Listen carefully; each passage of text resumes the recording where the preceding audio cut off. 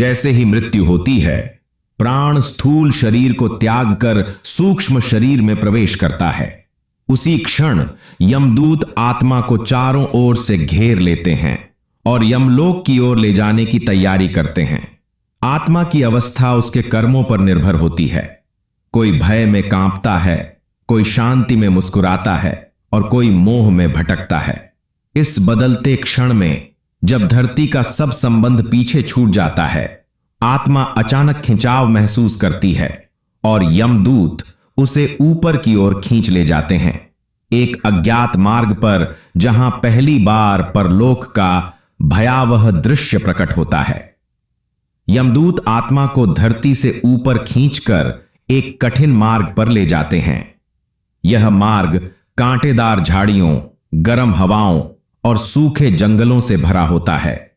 इस यात्रा में आत्मा को अपने जीवन के हर कर्म की झलक दिखाई जाती है, पाप और पुण्य दोनों। यात्रा आगे बढ़ती है और अंधकार के बीच अचानक एक विशाल गर्जना सुनाई देती है, जैसे कोई प्रचंड नदी बह रही हो। अगली ही पल आत्मा के सामने वैतरणी का भयावह दृश्य खुल जाता है। एक विशाल नदी बह रही है जिसका जल रक्त और कीचड़ से भरा है। उसमें मगरमच्छ, सांप और भयंकर जीव तैरते हैं जो जीव के पापों का प्रतीक हैं। नदी की दुर्गंध और गर्जन आत्मा के भय को कई गुना बढ़ा देते हैं। यमदूत इशारा करते हैं, इसे पार करो। तभी आत्मा समझती है कि यह परीक्षा आसान नहीं। उसकी जीवन की सारी पुण्य और पाप की गिनती यहीं उसे मदद या यातना देगी। जिन्होंने जीवन में दान पुण्य, गौदान या वैतरणी दान किया हो, वे नदी को सहजता से पार कर जाते हैं। जिनके पाप अधिक होते हैं, वे नदी में भयंकर पीड़ा सहते हुए धीरे धीरे पार करते हैं। श्राद्ध और तर्पण कर्म जो परिजन करते हैं, आत्मा की इस कठिन यात्रा में सहायक बनते हैं। नदी की अंतिम लहर पार करते ही एक सुनहरी रोशनी दिखाई देती है। वहां यमराज का दरबार है, जहां अंतिम निर्णय होना बाकी है। नदी पार करते ही आत्मा यमराज के विशाल दरबार में पहुंचती है। चित्रगुप्त वहां उसके सारे कर्मों का लेखा जोखा प्रस्तुत करते हैं। यहीं तय होता है, आत्मा को स्वर्ग मिलेगा, नरक मिलेगा या पुनर्जन्म लेना पड़ेगा। आइए मृत्यु के पश्चात आत्मा की वैतरणी नदी की यात्रा को एक दिव्य और गहन आध्यात्मिक कथा के माध्यम से समझते हैं। प्राचीन काल की बात है। एक साधु अपने शिष्य से कह रहे थे, मृत्यु के बाद आत्मा की यात्रा कैसी होती है जानते हो? शिष्य ने कहा, गुरुदेव, लोग कहते हैं यमदूत आते हैं, पर उसके आगे का मार्ग कैसा है? साधु मुस्कुराए। उनकी आंखों में गहरी करुणा थी। उन्होंने कहा, यह यात्रा किसी शास्त्र से नहीं समझी जा सकती, इसे अनुभव से ही जाना जा सकता है। सुनो, मैं तुम्हें उस यात्रा की कथा सुनाता हूं। एक व्यक्ति ने अंतिम श्वास ली। क्षण भर में उसका प्राण स्थूल शरीर छोड़कर सूक्ष्म शरीर में प्रवेश कर गया। वह अपने मृत शरीर को देख रहा था, पर उसे छू नहीं पा रहा था। अचानक आकाश से भीषण गर्जना सुनाई दी। काले अग्निज्वाला जैसे रूप वाले यमदूत प्रकट हुए। उन्होंने आत्मा को घेर लिया और कहा, चलो, यमलोक की यात्रा का समय आ गया।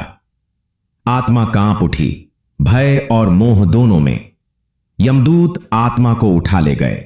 धरती पीछे छूट गई। अब वह एक भयावह मार्ग पर थी, जहां कांटेदार झाड़ियां, तपती हवाएं और सूखे जंगल थे। जैसे जैसे आत्मा आगे बढ़ती, उसे अपने जीवन के हर कर्म की झलक दिखने लगती। उसके अच्छे कार्य, उसके पाप, उसके छुपे हुए भाव। एक वाणी गूंजी, यही कर्म अब तेरी यात्रा का मार्ग तय करेंगे। यात्रा अचानक एक गर्जन करती नदी पर रुक गई। वह वैतरणी थी, रक्त और कीचड़ से भरी, जिसमें मगरमच्छ और सांप तैर रहे थे। दुर्गंध और चीखें चारों ओर गूंज रही थीं। यमदूत बोले, इसे पार करना ही आगे बढ़ने का मार्ग है। आत्मा ने नदी को देखा और कांप गई। क्या यह नरक है? उसने पूछा। एक गूंजती आवाज आई, नहीं, यह तेरे कर्मों का प्रतिबिंब है। तेरे पाप जितने गहरे होंगे, नदी उतनी उफनेगी। जो जीव जीवन में दान, गौसेवा और पुण्य करते हैं वो इस नदी पर एक पुल जैसा अनुभव पाते हैं। उनके लिए यह नदी दूध सी बन जाती है। पर जिसने पाप किए हों वे इसी रक्त और कीचड़ में डूबते तैरते पीड़ा झेलते हैं। श्राद्ध और तर्पण कर्म जो उनके परिजन धरती पर करते हैं वे उनकी मदद के लिए दिव्य नाव बन जाते हैं। एक दिव्य वाणी फिर सुनाई देती है। यही वैतरणी का रहस्य है। पुण्य नाव बनता है, पाप बोझ। नदी पार होते ही दृश्य बदल जाता है। अंधकार के बीच से एक प्रकाश प्रकट होता है। वह यमराज का विशाल दरबार है। सिंहासन पर धर्मराज यम विराजमान हैं। उनके बगल में चित्रगुप्त ग्रंथ खोलकर खड़े हैं। चित्रगुप्त कहते हैं, हे धर्मराज, यह आत्मा अपने कर्मों सहित प्रस्तुत है।